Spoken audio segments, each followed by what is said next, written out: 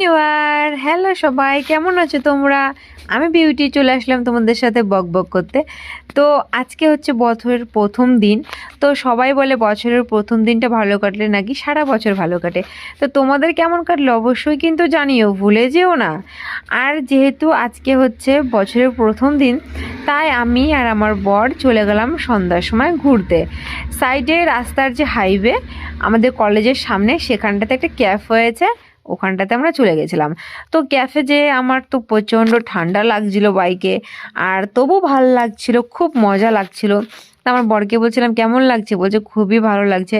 আর সত্যি কথা বলতে আমার বরের সাথে কোথাও গিয়ে যদি আমি এক কাপ চাও খাই, তাও আমাদের খুবই ভালো লাগে। তো তারপর আমার বর বললো চলো তোমাকে একটা জিনিস খাওয়াই, কারণ আমি হচ্ছে সচরাচর বাইরের খাবার অতটা পছন্দ করি না। তো আজকের দিন ওর জন্য ট্রাই করব।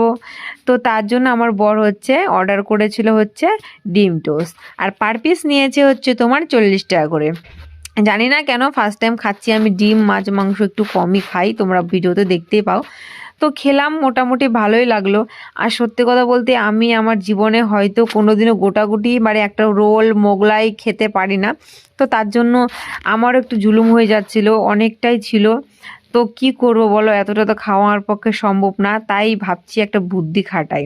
তো আমার বরকে বলছিলাম তুমি খাবা, আমার বর বলছে না আমি খাবো না। তো এখন যদি ফেলি তাহলে তো কথাও শুনতে হবে, গালও খেতে হবে।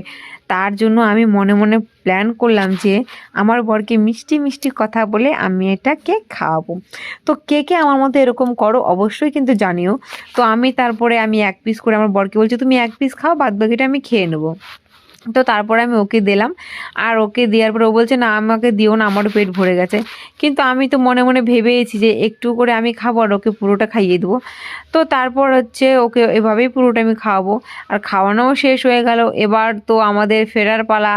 দিনটা খুবই ভালো কাটলো। তোমাদের ভিডিওটা কেমন লাগলো অবশ্যই কিন্তু জানিও, লাইক কমেন্ট শেয়ার করে